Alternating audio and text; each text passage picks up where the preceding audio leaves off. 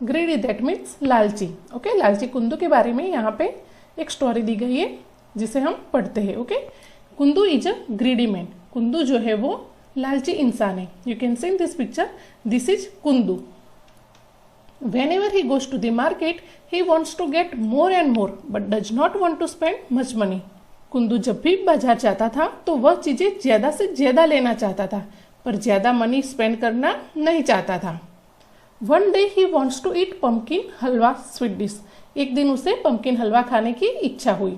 He tries to buy a big pumpkin with only ₹10। तो उसने बड़ा पंपकिन सिर्फ 10 रुपीज में खरीदने की कोशिश की। He asked the first pumpkin seller the price of a big pumpkin। तो उसने फर्स्ट पंपकिन सेलर से बड़े पंपकिन की प्राइस पूछी। फर्स्ट पंपकिन सेलर से 1/4 of this pumpkin is for ₹10। First pumpkin seller थी, उसने बताया कि 1/4 that means quarter of this pumpkin is for ₹10। So this full pumpkin will cost rupees how many. अगर पंपकिन का quarter portion की price 10 rupees है तो फुल पंपकिन अगर परचेज करना है तो उसकी कॉस्ट कितनी होगी। सो हम करेंगे 4 into ₹10 is equal to 40 rupees. Okay, look here, मान लो कि ये एक पूरा पंपकिन है। ओके, तो इसकी ये जो पोर्शन है, ओके, इतना जो पोर्शन है क्वार्टर पोर्शन, उसकी प्राइस 10 रुपीज है। ठीक है, तो हमें फुल पंपकिन की प्राइस फाइंड आउट करने के लिए क्या करना पड़ेगा। तो इसके टोटल कितने पोर्शन है, 1 2 3 4। ओके, तो चारों पोर्शन को 10 से मल्टीप्लाई करना पड़ेगा। So we will get the full pumpkin price. Okay, so 4 into 10 करेंगे, so that means is equal to 40 rupees. Kundu, for ₹10 you should give me 1/2 of this pumpkin. Kundu जो है वो ग्रीडी है। ओके, तो उसने क्या कहा, अरे 10 रुपये में तो आधा कद्दू मिलना चाहिए। ओके, तो फर्स्ट पंपकिन सेलर ने क्या बोला, then you go to the next seller, he can give you 1/2 of such a big pumpkin for ₹10। I keep only good quality pumpkins। तो फर्स्ट पंपकिन सेलर ने बताया कि फिर आप अगले दुकानदार के पास चले जाए, वह आपको 1/2 दैट मीन्स आधा कद्दू 10 रुपये में दे सकता है। मैं तो सिर्फ अच्छे किस्म की ही कद्दू रखती हूँ, इसलिए मैं नहीं दे सकती। ओके, तो Kundu walks to the next seller and looks for a pumpkin of the same size.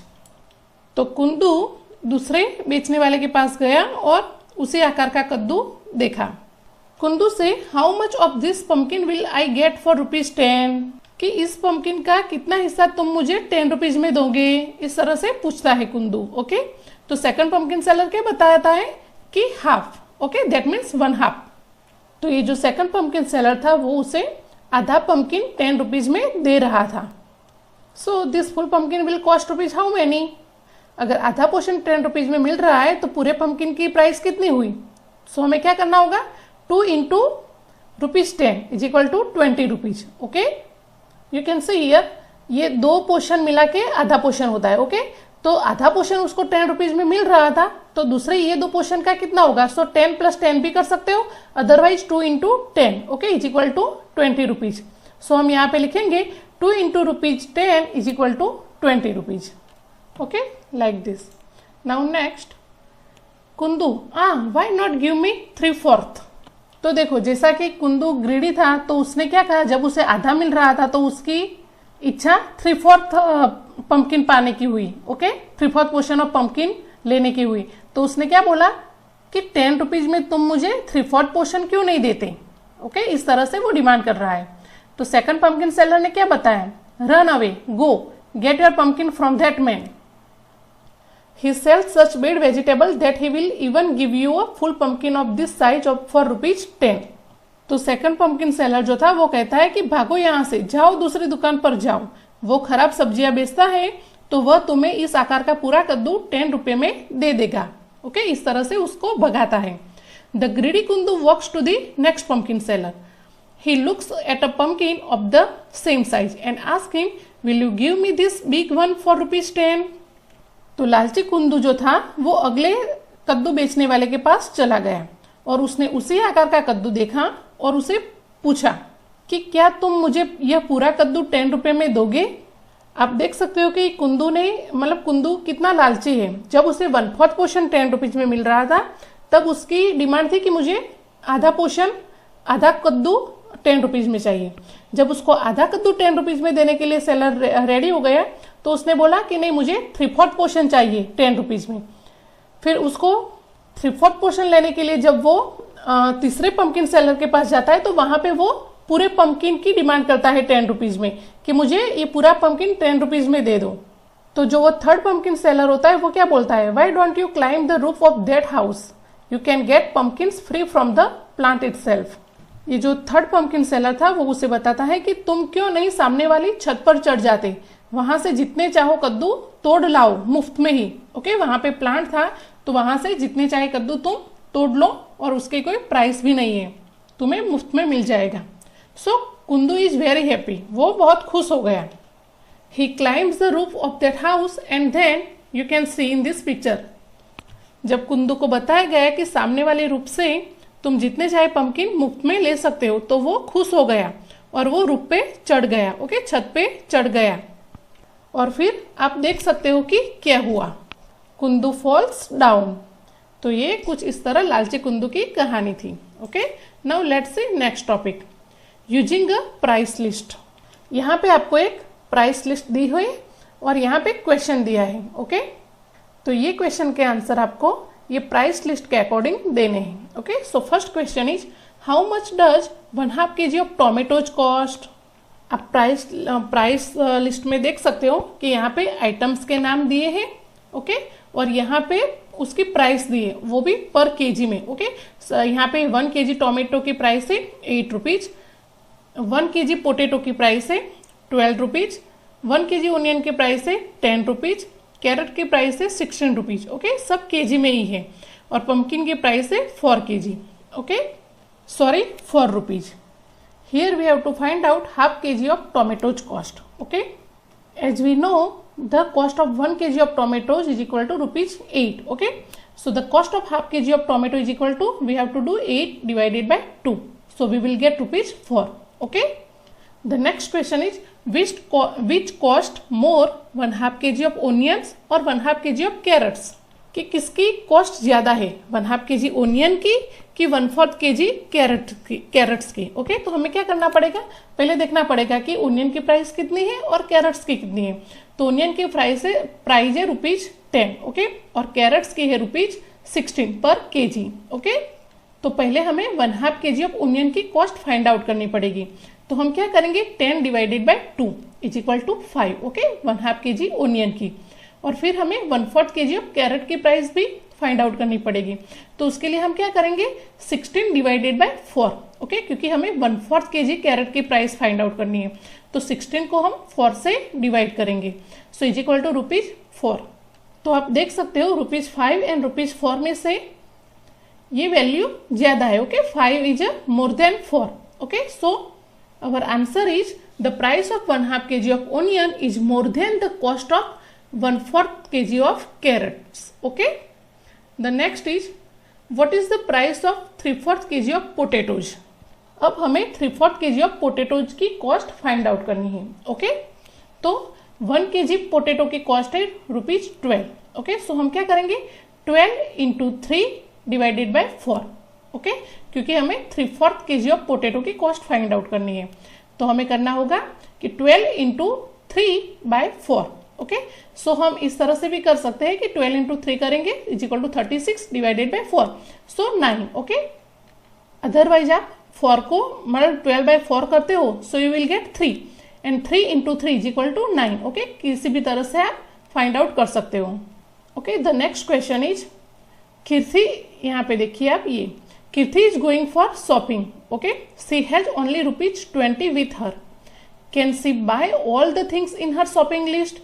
देखो, वो ये शॉपिंग लिस्ट लेके गई है। ओके, और उसके पास रुपीज 10 है, सॉरी 20 रुपीज है उसके पास। तो हमें ये फाइंड आउट करना है कि इसकी जो शॉपिंग लिस्ट में जितने भी मतलब आइटम्स है वो 20 रुपीज में वो बाय कर सकेगी कि नहीं। ओके, तो आइए देखते हैं। देखो, उसको कितना चाहिए, पोटेटो 1/2 kg। ओके, आधा किलो उसको पोटेटो चाहिए। तो हम क्या करेंगे, पोटेटो की कॉस्ट कितनी है, 12 रुपीज। ओके, तो उसका आधा कितना हो जाएगा, 12 divided by 2 is equal to 6 rupees. Okay, the next उसको क्या चाहिए, पंपकिन चाहिए, वो 2 kg चाहिए उसको। और यहाँ पे 1 kg पंपकिन की प्राइस दी हुई है, सो सो 1 kg पम्पकिन की प्राइस है ₹4। ओके, तो उसको 2 kg चाहिए, तो हम क्या करेंगे 4 × 2 करेंगे। Okay, is equal to ₹8। फिर उसको चाहिए कैरेट 1/4 kg। ओके, कैरेट उसको कितने चाहिए, सिर्फ 1/4 kg चाहिए, मीन्स 1 kg का चौथा हिस्सा। तो देखो कैरेट की प्राइस है ₹16। ओके, और उसको चौथा हिस्सा चाहिए, तो क्या करेंगे 16 / 4 इज इक्वल टू ₹4। ओके, सो अब क्या करेंगे, देखो ये जो इसका प्राइस हो गया ₹6, इसका हो गया ₹8 और इसका हो गया ₹4, उसको हम इस तरह से ऐड करेंगे। ओके, 6 + 8 + 4 इज इक्वल टू कितना हुआ ₹18, और उसके पास कितने रुपीज थे ₹20। ओके, सो 20 - 80 करोगे तो ₹2। ओके, जो 20 वैल्यू है उससे 18 वैल्यू कम है। ओके, तो अगर उसके पास ये सारी चीजें खरीदने के अलावा भी उसके पास ₹2 बच जाते हैं। Okay, so she can buy all things in her shopping list. Okay, ₹20 में ये सारी चीजें वो खरीद सकती है। ओके, अब ये देखिए question number E, make 2 questions yourself from the price list.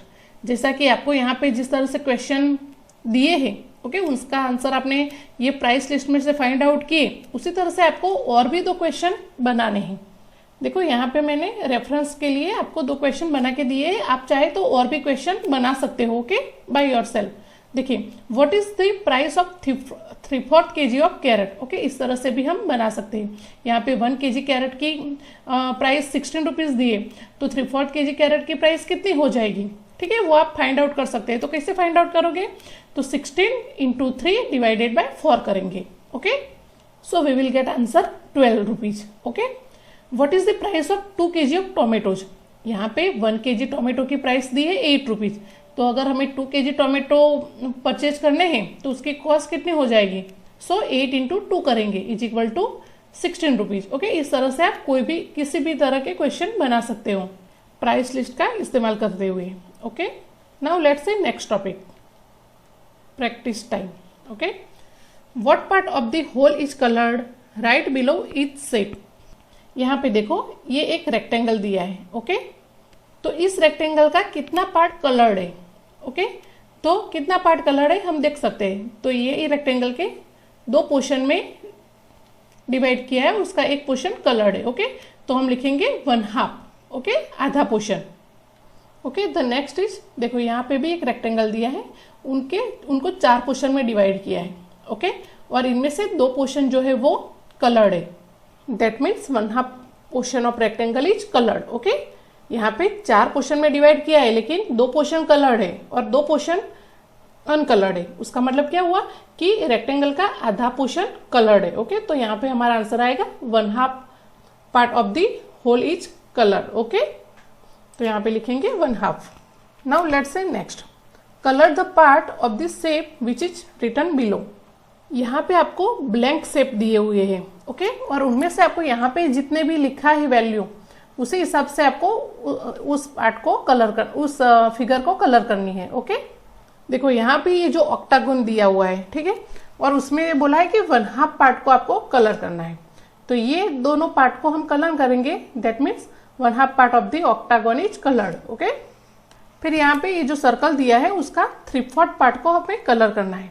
Okay, that means 1/4 part को छोड़ के आपको सारे पार्ट में कलर करना है। ओके, तो यहाँ पे सब जगह पे कलर आ जाएगा।